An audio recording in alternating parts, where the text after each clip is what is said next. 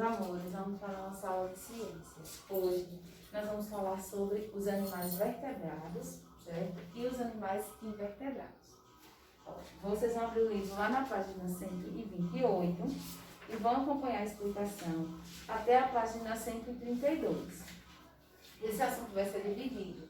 Primeiro nós vamos falar especificamente sobre os animais vertebrados.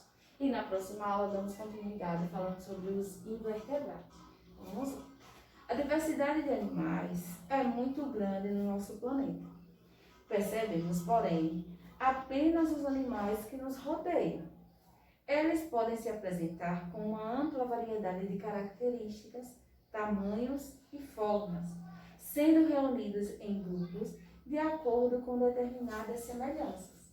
Então, dentre todos os animais que existem no mundo, nós vamos fazer a separação primeiro nesses dois grupos, se eles são vertebrados ou se eles são invertebrados. Para facilitar o estudo, nós podemos separar os animais em dois grandes grupos. Os animais que possuem, vertebrados são aqueles que possuem, ou seja, têm coluna vertebral e crânio, ou invertebrados, né?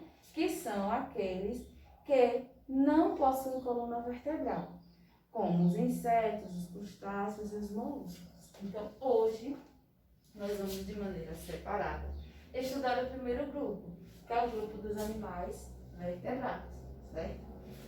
Nós sabemos que existem diversos animais, mas o que o autor diz? Que nós só conhecemos, né, ou damos maior ênfase àqueles que nos rodeiam. Dentre os animais que nos rodeiam, ou seja, os que nós conhecemos, nós vamos estudar hoje quais podem ser chamados de vertebrados. Os animais vertebrados, página 129. Animais vertebrados são aqueles que possuem coluna vertebral, também chamada espinha dorsal, em nós seres humanos, né? Esses ossinhos que nós temos nas nossas costas, e crânio, né? Que está aqui, ó, na nossa cabeça. Quando nós topamos na nossa cabeça, esses ossos aqui, ó, que formam, né, a nossa cabeça, aqui em cima, protegem o nosso cérebro, é chamado de crânio. A coluna vertebral é formada por uma série de ossos chamadas de vértebras, dispostos numa sequência que forma um eixo no corpo. Os ossos sustentam o corpo, auxiliam nos movimentos dos animais e protegem órgãos internos, como os pulmões e o coração. A presença de esqueleto é característica comum a todos os vertebrados. Os vertebrados são divididos em 5 classes, que ali, né, nós vamos ver outras características, certo? Dentro desse grande grupo, para fazer também outra separação. Então, dentro do grupo dos vertebrados, nós vamos ter os mamíferos, vamos ter as aves, os répteis, os anfíbios e os peixes. Cada grupo desse tem a sua característica em comum para que os animais sejam encaixados, certo? Então, o principal é o que, para eles estarem em um desses grupos, é eles serem vertebrados, possuírem ossos no seu corpo. Então, vamos lá. Primeiro, nós vamos falar sobre os peixes. E aí, quais são as características, professora, dos peixes? Eles são animais que vão ter o corpo coberto por escamas, vão se locomover, né? Lembrem que a gente já estudou cobertura do corpo, locomoção, né? Reprodução dos animais, alimentação. Então, como os peixes vão se locomover? Usando nadadeiras. Eles respiram por brânquias. Eles são animais, quando falamos do habitat, ou seja, do lugar onde esses animais podem morar, né? Onde os animais se desenvolvem. Eles podem ser terrestres, aquáticos ou aéreos. Os peixes vão ser animais o quê? Aquáticos, vão viver dentro da água. E falamos de reprodução. Animais ovíparos, vivíparos, ovovivíparos, ovuríparos, certo? E aí nós vamos ter o quê? Os peixes são ovíparos, se reproduzem por meio de ovos, certo? Tem. Aí o autor traz para vocês algumas características, né? Alguns animais que podem ser peixes. Aí vamos ter. São exemplos de peixe: robalo, garopa, sardinha, peixe vermelho, cavalo, namorado, tambaqui, surubim. Os tubarões, raias e cações possuem esqueleto feito de cartilagem. E ele dá conta uma historinha, né, sobre uma característica, algo interessante para vocês. Notei uma coisa interessante. Os peixes não têm pescoço e é por isso que eles não movem a cabeça. Também não possuem pálpebras e seus olhos estão sempre abertos. Então, os peixes não dormem? Os peixes dormem, porém seus olhos dispensam as pálpebras, porque já vivem sempre úmidos, molhados pela água onde vivem. Aí ele mostra, né, para vocês o tubarão e as piranhas, que são exemplos de peixes. Então vamos ter escamas, nadadeiras, brânquias, são animais ovíparos e aquáticos. O tubarão pode atacar pessoas se essas forem para locais muito profundos da água do mar, onde eles normalmente vivem. Grandes tubarões chegam até virar um barco de pescadores, ferindo e matando algumas pessoas. Muitos ataques aos banhistas são favorecidos por fatores de desequilíbrio ambiental. Então, lembrem, quando nós estudamos o quê? Cadeia alimentar, né? Falamos sobre esse desequilíbrio. Quando um animal deixa de existir, a cadeia é quebrada, e aí, né, o animal que se alimentava dele precisa buscar outro recurso, outro tipo de animal para se alimentar. Assim, a ação destrutiva do homem acaba aumentando a chance de novos ataques. A piranha possui dentes fortes e devora a carne em questão de segundos. Também pode atacar o homem, caso explore ou modifique seus ambientes. O principal motivo para o ataque é a falta de alimentos para esses animais. Outros animais que fazem parte do grupo dos vertebrados, ou seja, possuem ossos, são os anfíbios. Aí nós vamos ver como característica dos anfíbios: pele sem pelo, sem escama, é uma pele lisa e úmida. Eles respiram por pulmões ou pele.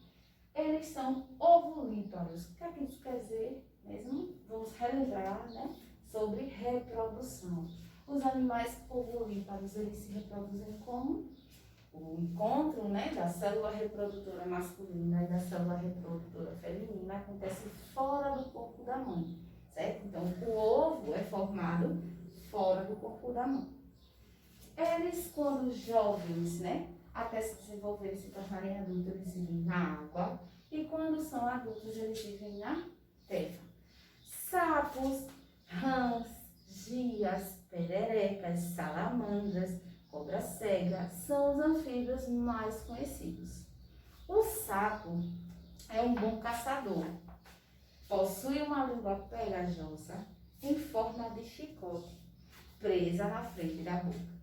É um animal muito útil ao agricultor, defendendo as plantações de insetos e pragas nocivas. Ele é importante para manter o equilíbrio ecológico, alimentando-se de insetos.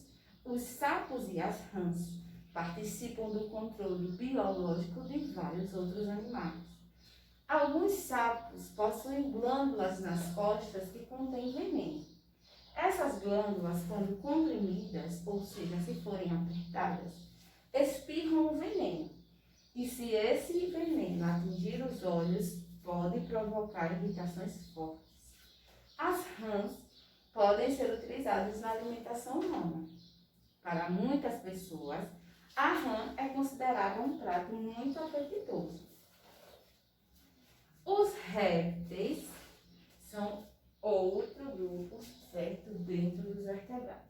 E aí, vamos ter quais características para os répteis?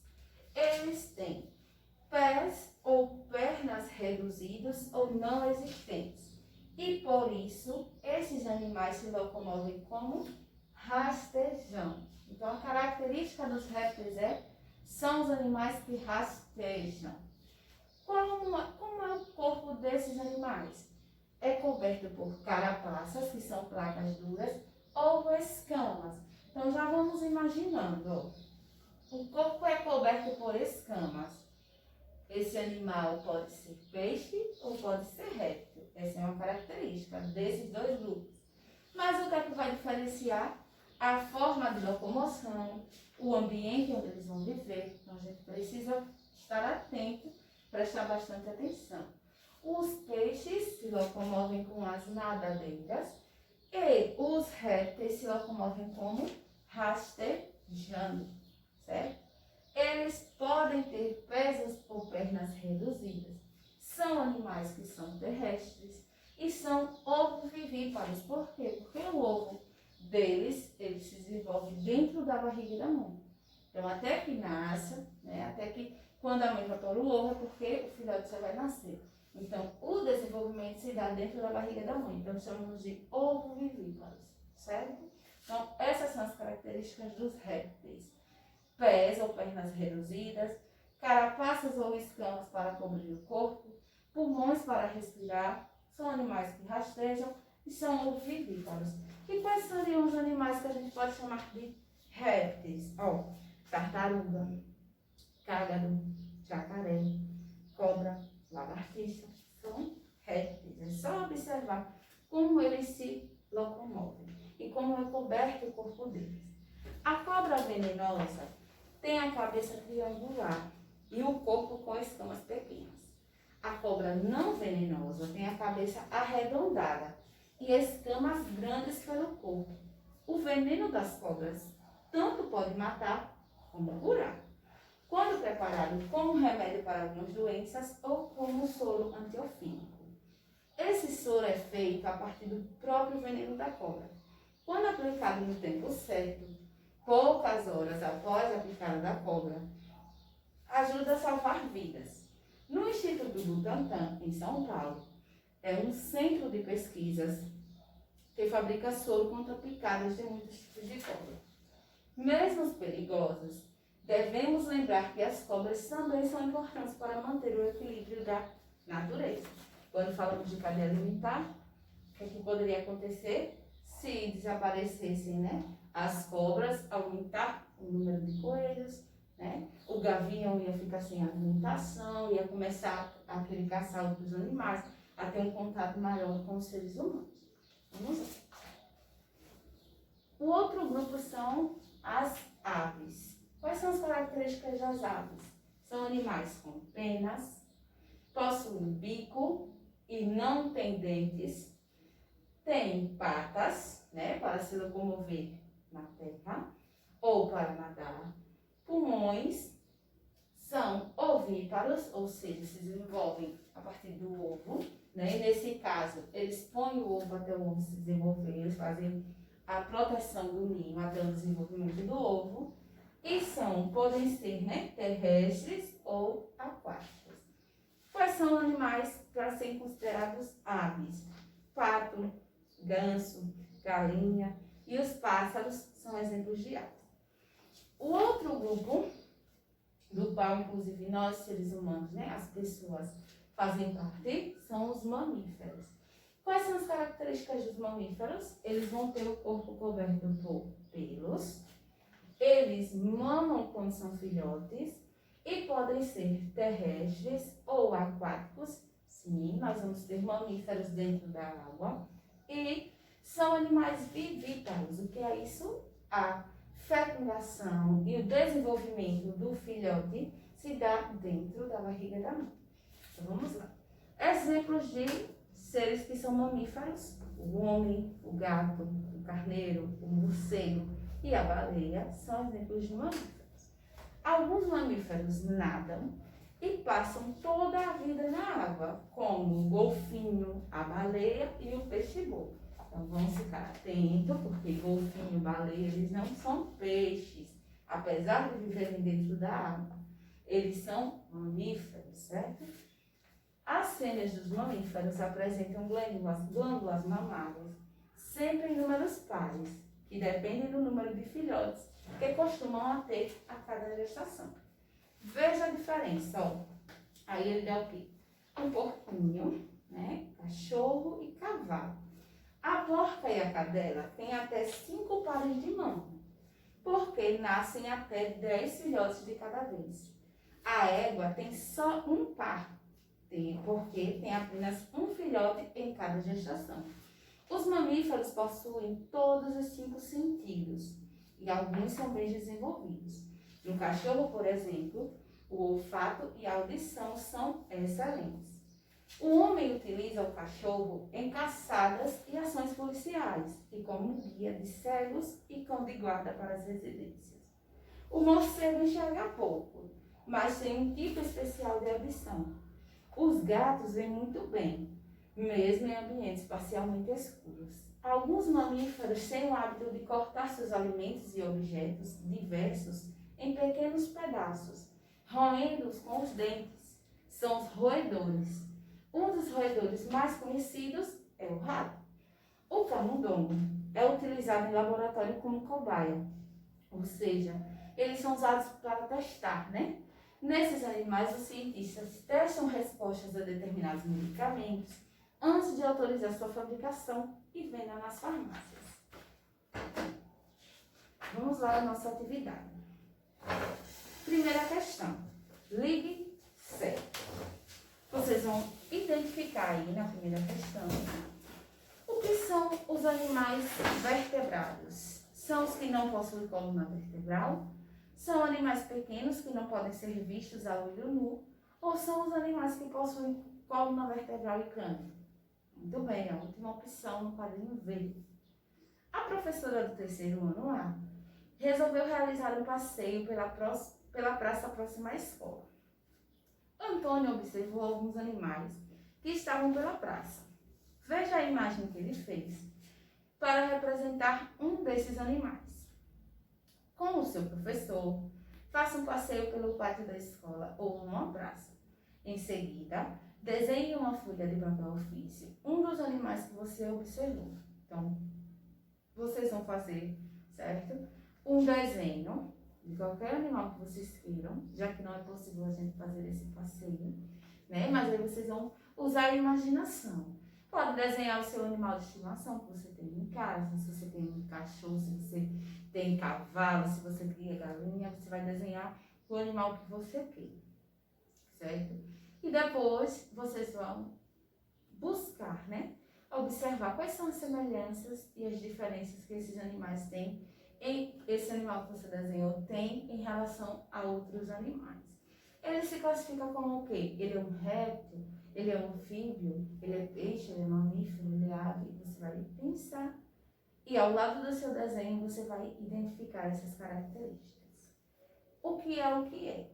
Dica: classificação dos animais. Então, a cada característica você vai classificar os animais. Tem escamas. Pode ser o quê? Ou pode ser peixe, ou pode ser réptil.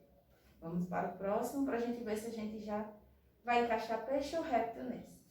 Rastejam no solo. Pronto. Então, a primeira e a segunda resposta eu já tenho. Rastejam no solo, répteis. Se eu já identifiquei o segundo como répteis, o primeiro, que tem escama, são peixes. Todas possuem bico. Dos grupos, né, que nós separamos os vertebrados, qual grupo tem essa característica de possuir bico? As aves.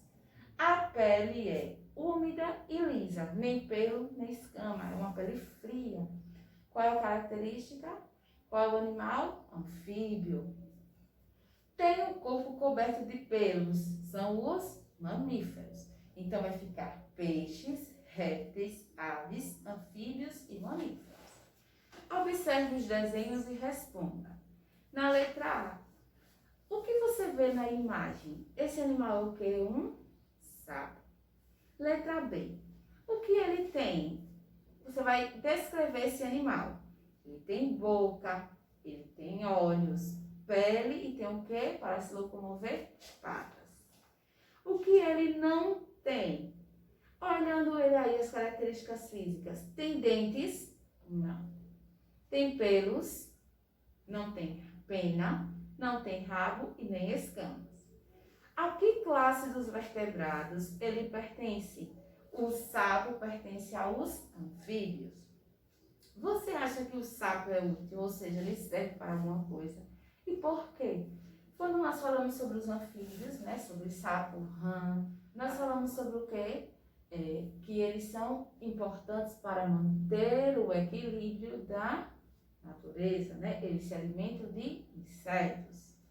O que você vê na imagem aí do quadrinho azul? Vejo um jacaré. O que esse jacaré tem? Ele tem boca, tem olhos, tem pata, tem rabo, tem um couro, né? Um couro grosso, uma carapaça. O que ele não tem em relação aos outros animais? Ele não tem pena, não tem asa, não tem pelos, não tem bico. A que classe dos vertebrados ele pertence? Ele é um animal que tem o quê? As patas, né? Os pés reduzidos e ele anda rastejando. É uma característica de quem? Dos répteis. Quais são os répteis perigosos? Aí vocês vão pensar. Tartaruga é um réptil, cágado é um réptil, a lagartixa é um réptil. Eles são perigosos? Não. Cobra, jacaré é perigoso. Vocês vão responder na letra E.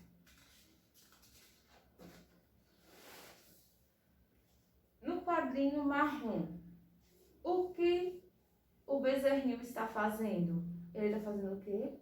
Mamando. Quem o está amamentando? A vaca. Por que ele está mamando?